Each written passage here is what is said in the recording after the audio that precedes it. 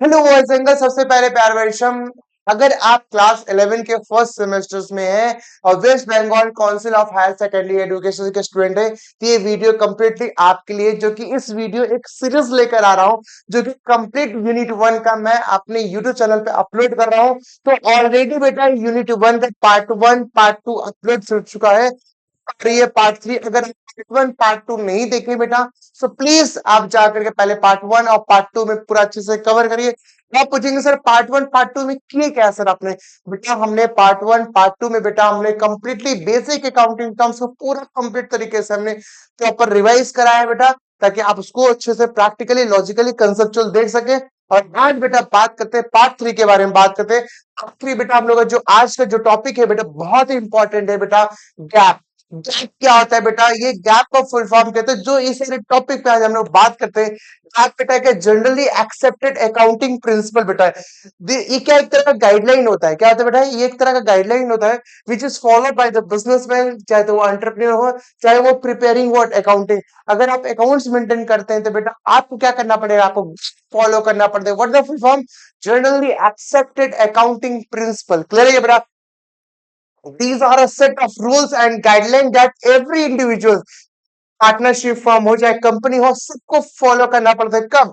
जब आप प्रिपेयरिंग करेंगे देयर फिनेंशियल स्टेटमेंट। समझ में आया बेटा? जब भी आप, चाहे वो आप सोल प्रोप्राइटरशिप हो, चाहे वो पार्टनरशिप हो, चाहे वो कंपनी हो, आप चाहे एलएलपी हो, कुछ भी हो बेटा, आप एनी टाइप ऑफ एंटिटी हो, तो आपको क्या करना पड़ेगा बेटा? फॉलो तो करना पड़ेगा क्या? गैप। तो गैप क्या बेटा? Generally accepted accounting principle. यहाँ पे बहुत तरीके के अकाउंटिंग प्रिंसिपल, तो सबसे पहले हम लोग पढ़ने जा रहे हैं बेटा बिजनेस एंटिटी। बेटा सपोज फॉर एग्जाम्पल मैं हूं राहुल सर आपका और मेरा इंस्टीट्यूट है श्री श्याम कॉमर्स एकेडमी। क्या राहुल सर और श्री श्याम कॉमर्स एकेडमी दोनों एक है? नहीं बेटा, दोनों ही अलग है बेटा। ये कौन प्रिंसिपल बोलता है? ये बेटा बोलता है बिजनेस एंटिटी प्रिंसिपल। क्या बोलता है? Business is an accounting entity and transaction are recorded in the books of account from the view point of business.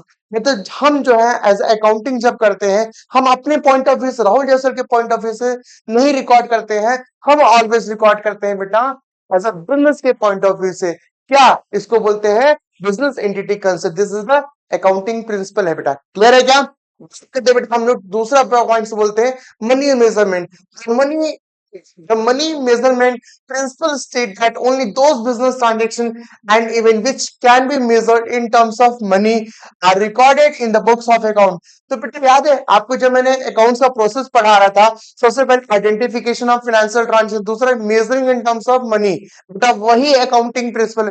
हम जो भी ट्रांजेक्शन को अपने बुक्स ऑफ अकाउंट में रिकॉर्ड करेंगे, ओनली वही ट्रांजेक्शन को रिकॉर्ड करेंगे जो मनी रिलेटेड है। ये कौन बोलता है बेटा? ये अकाउंटिंग प्रिंसिपल। क्या है?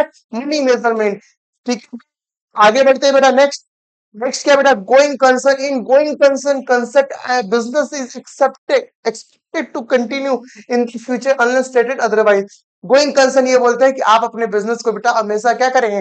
कंटिन्यू करेंगे। आपका business day day by day 4 गुना तरीके से क्या बढ़ता रहेगा। इसको क्या बोलते हैं? गोइंग कंसर्न प्रिंसिपल बोलते हैं। क्या बोलते हैं बेटा? Going principle, going concern, right. Next बेटा क्या? Accounting period. अकाउंटिंग पीरियड क्या होता है? Life of the business is broken into smaller period, usually period of 12 month. अगर आप अकाउंट्स मेंटेन करते तो जो आप नेट प्रॉफिट निकालते, क्या एक साल में 5 साल का निकालते बेटा? क्या नहीं, हमेशा 1 साल का। हमारा जो फाइनेंशियल ईयर बिगिन होता है बेटा 1 अप्रैल से 31 मार्च, जो भी जो होता है 6 महीना का होता है बेटा। ये अकाउंटिंग पीरियड जनरली 12 मंथ का। ये बात कहाँ लिखा हुआ है? ये प्रॉपर अकाउंटिंग प्रिंसिपल में लिखा हुआ है। ठीक है बेटा। नेक्स्ट बात करते हैं बेटा cost concept. Transaction are recorded at their original purchase cost. Transaction are recorded at the price paid. आज फॉर एग्जांपल मैंने आपको पढ़ाने के लिए मैंने एक कैमरा लिया, राइट। कैमरा का दाम है बेटा 1,50,000। पता चल रहा है कि आने वाले समय में जीएसटी का रेट घट जाएगा, जिसकी वजह से कैमरा का दाम घट जाएगा। तो क्या मैं कैमरा का दाम जो प्राइस है वही बोलूंगा, जो अभी करंट प्राइस है वो बोलूंगा? नहीं, जिसमें मैंने खरीदा था बेटा वही प्राइस को बोलूंगा। इसलिए इसको बोलते हैं कॉस्ट, कॉस्ट कंसेप्ट। मान लीजिए मैंने ये कैमरा खरीदा 1,75,000 का खरीदा, तो आज के मार्केट में वो 2,25,000 का हो गया या उससे कम का हो गया। लेकिन बेटा जिसमें जितना मैंने कैश पे किया था ना बेटा, वही हमारा वही कॉस्ट होगा। इसलिए इसको क्या बोलते हैं? कॉस्ट कंसेप्ट बोलते हैं। क्या बोलते हैं बेटा? कॉस्ट कंसेप्ट बोलते हैं। नेक्स्ट बेटा बात करते हैं डुअल एक्सपेक्ट। डुअल एक्सपेक्ट क्या होता है? The dual expect concept is the foundation of double inter system of accounting which state that every transaction has two speed। हर एक ट्रांजेक्शन की तरफ एक्सपेक्ट से बेटा टू एक्सपेक्ट है। वन क्या है? डेबिट एंड वन क्या है? दूसरा क्या है बेटा? Credit. And both must be recorded to keep the accounting equation balance. Clear है क्या? मतलब डुअल एक्सपेक्ट मतलब क्या? हमारा हर एक ट्रांजेक्शन का कितना एक्सपेक्ट होता है? दो। पहला डेबिट, दूसरा क्रेडिट। जो debit and credit must be क्या होता है? इक्वल होता है बेटा। क्लियर है क्या? चलिए नेक्स्ट बेटा बात करते हैं रेवेन्यू रिकॉग्निशन। रेवेन्यू रिकॉग्निशन क्या होता है? Revenue recognition concept state that revenue should be recorded in the books of account when is it is earn regardless of when the cash is received. ठीक है, हमने फॉर एग्जांपल यहाँ पे example दिया, sold good worth rupees 20,000 on credit. कब बेचा था बेटा? 10 मार्च को। ठीक है, ये बेटा रेवेन्यू इज रिकॉग्नाइज्ड ऑन 10 मार्च। सिर्फ फॉर एग्जांपल मैंने 10 मार्च को गुड सेल किया, मेरे को पेमेंट रिसीव हो रहा है 18 मार्च को। तो बेटा ये सेल का फिगर कब रिकॉग्नाइज करेंगे बेटा? 10 मार्च के 18 मार्च? नहीं सर, 10 मार्च। मैंने सर्विसेज कब गुड सेल किया बेटा? 10 मार्च को। आज मान लीजिए आप मेरे पास पढ़ने आए बेटा, और आप पढ़ना स्टार्ट किए 1 सितंबर से बिगिन के, लेकिन आप फीस दे रहे हैं 25 सितंबर। तो मेरा ये रेवेन्यू रिकॉग्निशन 1 सितंबर बोलेंगे, 25 सितंबर में बोलेंगे? नहीं, क्या बोलेंगे? फर्स्ट सेमेस्टर, जब से आपने जर्नी बिगिन है। पेमेंट करो या ना करो मैटर नहीं करता। रेवेन्यू रिकॉग्निशन तभी होता है जब मैंने सर्विस आपको जिस दिन से डिलीवर कर दिया। क्लियर है क्या बेटा? Next example, revenue received in advance 3500 रुपए for services to be given next month. Revenue is not recognised now because service is not yet rendered. मेरे को एडवांस पेमेंट कर दी, लेकिन अभी तक मैंने सर्विस रेंडर नहीं किए, इससे रेवेन्यू रिकॉग्नाइज नहीं करेंगे। क्लियर है क्या बच्चों? नेक्स्ट बेटा बात करते हैं बेटा मैचिंग की बात कर रहे हैं। Expenses should be recorded in the same accounting period as the revenue they have to generate. If you sell goods in March and pay a sales person commission in April, the commission should be recorded as a March. Suppose for example हम सामान cell कर रहे हैं, उसके लिए मुझे commission पे करना पड़ा। सामान सेल हुआ बेटा मार्च में, लेकिन कमीशन पे करे अप्रैल। लेकिन ये कंसिडर कब करेंगे बेटा? मार्च का कि अप्रैल का? नहीं सर, मार्च का करेंगे। ठीक है, समझ में आया बेटा? मैचिंग मतलब जब हमने अर्न किया उस टाइम पे जो भी खर्चा रहेगा बेटा उसको क्या करेंगे? मैच कर लेंगे। इसको क्या बोलते हैं? मैचिंग कंसेप्ट बोलते हैं। क्या बोलते हैं बेटा? फिर से बात करते हैं। If you sell goods in March, आप सामान बेच रहे हो मार्च में और पे कर रहे हो सेल्स पर्सन को कमीशन इन अप्रैल को, राइट? तो कब सेल हो रहा है बेटा? वो जो जिसको कमीशन पे कर रहे हैं बेटा, वो सर्विस कब दे रहा है? मार्च में दे रहा है। ठीक है, लेकिन उसको हम जो कमीशन दे रहे हैं अप्रैल में, तो बेटा खर्च में ना मार्च का कहलाएगा अप्रैल का कहलाएगा? नहीं सर, मार्च का कहलाएगा। इसीलिए इसको क्या बोलते हैं? मैचिंग प्रिंसिपल बोलते हैं। क्या बोलते हैं बेटा? Matching principal. नेक्स्ट बेटा बात करते हैं full disclosure. Disclosure should be made of item required under law and those item which are material. जो भी मेरे लिए रेलिवेंट होगा, जो भी मेरे लिए ट्रांजेक्शन जरूरी महत्वपूर्ण ट्रांजेक्शन, उसको प्रॉपर तरीके से क्या रिकॉर्ड करेंगे, उसी को क्या बोलते हैं? Full disclosure. The full disclosure principle state that all material and relevant information related to the financial statement must be fully disclosed so that users like investor, creditors and regulator can make informed decision.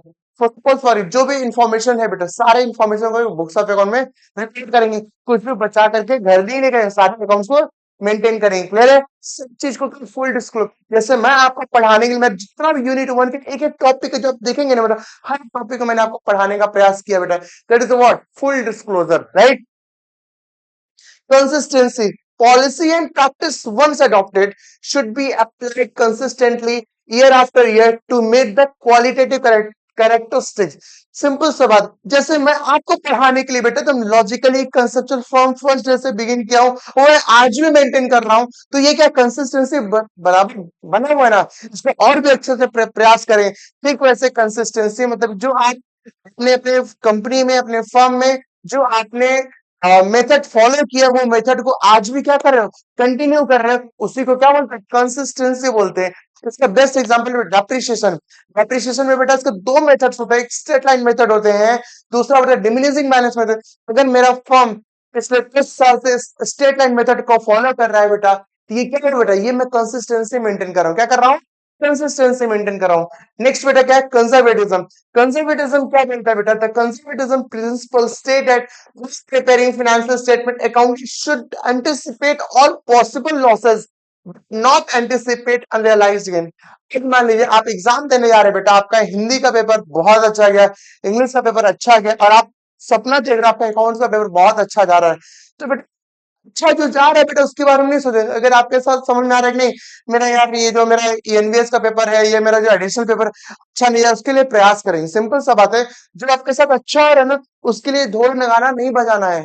जो आपके साथ गलत होने वाला उस पर focus करना है। तो ये कौन बोलता है बेटा? ये बोलता है कंजर्वेटिज्म। कंजर्वेटिज्म क्या बोलता है? The conservative principal state that while preparing financial statement accountant should anticipate all possible losses but not anticipate unrealised gain. जो प्रॉफिट हो रहा है तो हो गई, आज नहीं।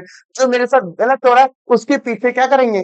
फोकस करेंगे कैसे उसको अच्छा से अच्छा बनाया जाए। क्लियर है क्या बच्चों? बात करते हैं बेटा मेटेरियलिटी।